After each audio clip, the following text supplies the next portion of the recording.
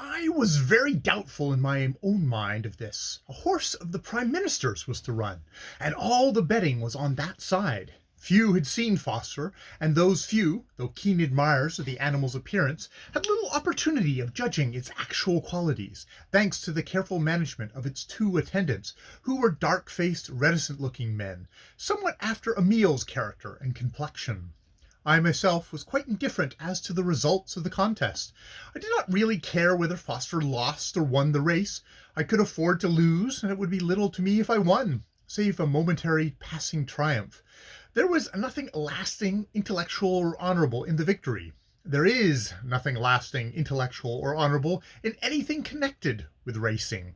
However, because it was fashionable, and to be interested in this particular mode of wasting time and money, I followed the general lead for the sake of being talked about, and nothing more. Meanwhile, Lucio, saying little to me concerning it, was busy planning the betrothal fete at Willowsmere, and designing all sorts of surprise entertainments for the guests. 800 invitations were sent out, and society soon began to chatter volubly and excitedly on the probable magnificence of the forthcoming festival. Eager acceptances poured in. Only a few of those asked were hindered from attending by illness, family deaths, or previous engagements, and among these latter, to my regret, was Mavis Clare. She was going to the sea-coast to stay with some old friends, and in a prettily worded letter explained this, and expressed her thanks for my invitation, though she found herself unable to accept it. How curious it was that when I read her little note of refusal, I should experience such a keen sense of disappointment. She was nothing to me, nothing but a literary woman who, by strange chance, happened to be sweeter than most women unliterary. And yet I felt that the fete at Willowsmere would lose something in brightness, lacking her presence. I had wanted to introduce her to Sybil, as I knew I should thus give a special pleasure to my betrothed. However, it was not to be, and I was conscious of an inexplicable personal vexation. In strict accordance with the promise made, I let Romanes have his own way entirely with regard to all the arrangements for what was to be the ne plus ultra of everything ever designed for the distraction, amusement, and wonderment of listless and fastidious swagger people. And I neither interfered nor asked any questions, content to rely on my friend's taste, imagination, and ingenuity. I only understood that all the plans were being carried out by foreign artists and caterers, that no English firms would be employed. I did venture once to inquire the reason of this, and got one of Lucio's own enigmatic replies. "Nothing English is good enough for the English," he said. "Things have to be imported from France to please the people whom the French themselves angrily designate as perdif Albion. You must not have a bill of fare, you must have a menu, and all your dishes must bear French titles, otherwise they will not be in good form. You must have French comedians and danseuses to please the British taste, and your silken draperies must be woven on French looms. Lately, too, it has been deemed necessary to import Parisian morality as well as Parisian fashions. It does not suit stalwart Great Britain at all, you know. Stalwart Great Britain, aping the manners of Paris, looks like a jolly, open-faced, sturdy-limbed giant with a doll's bonnet stuck on his leonine head. But the doll's bonnet is just now à la mode. Some day, I believe the giant will discover it looks ridiculous and cast it off with a burst of genuine laughter at his own temporary folly. And without it, he will resume his original dignity, the dignity that best becomes a privileged conqueror who has the sea for his standing army." "Evidently you like England," I said, smiling. He laughed. "Not in the very least. I do not like England any more than any country on this globe. I do not like the globe itself, and England comes in for a share of my aversion as one of those spots on the trumpery ball. If I could have my way, I should like to throw myself on a convenient star for the purpose, and kick out at Earth as she whirls by in space, hoping by that act of just violence to do away with her forever."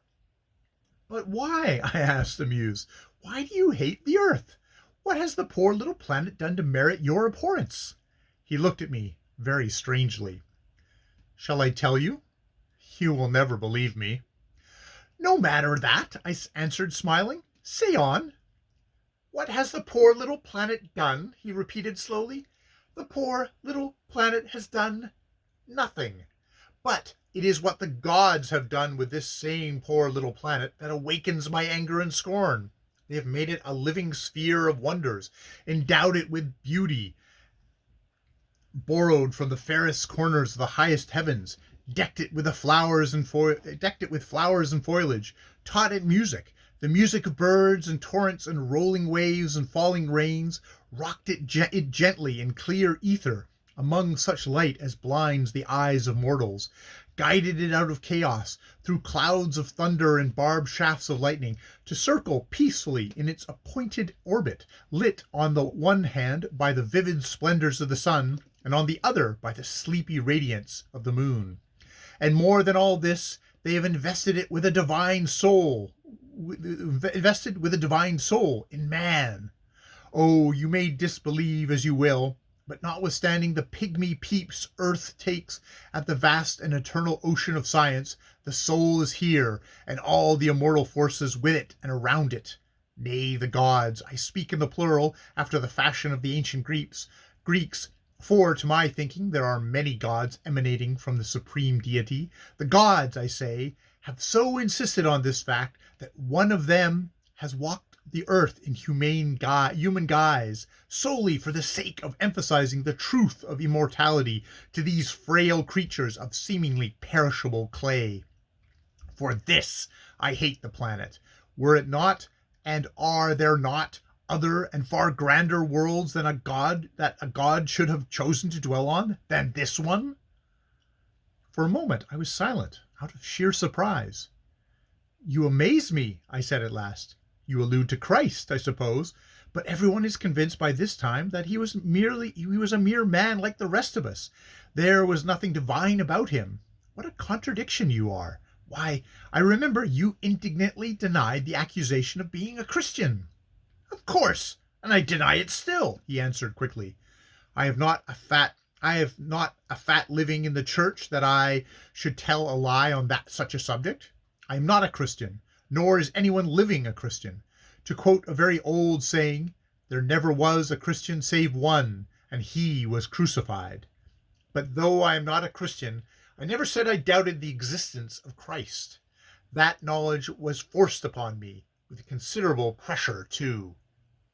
By a reliable authority? I inquired, with a slight sneer. He made no immediate reply. His flashing eyes looked, as it were, through me and beyond me at something far away. The curious pallor that at times gave his face the set look of an impenetrable mask came upon him then, and he smiled, an awful smile. So might a man smile out of a deadly bravado, when told of some dim and dreadful torture awaiting him. You touch me on a sore point, he said at last, slowly and in a harsh tone. My convictions respecting certain religious phases of man's development and progress are founded on the arduous study of some very unpleasant truths to which humanity generally shuts its eyes, burying its head in the desert sands of its own delusions. These truths I will not enter upon now. Some other time I will initiate you into a few of my mysteries. The tortured smile passed from his face, leaving it intellectually composed and calm as usual, and I hastily changed the subject, for I had made up my mind by this time that my brilliant friend had, like many exceptionally gifted persons, a craze on one topic, and that topic a particularly difficult one to discuss, as it touched upon the superhuman and therefore, to my thinking, the impossible.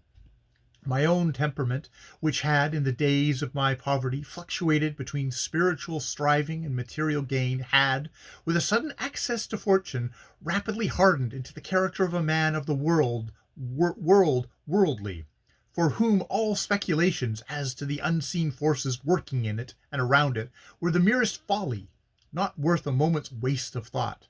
I should have laughed to scorn anyone who had then presumed to talk to me about the law of eternal justice, which with individuals as well as nations works not for a passing phase, but for all time towards good, and not evil.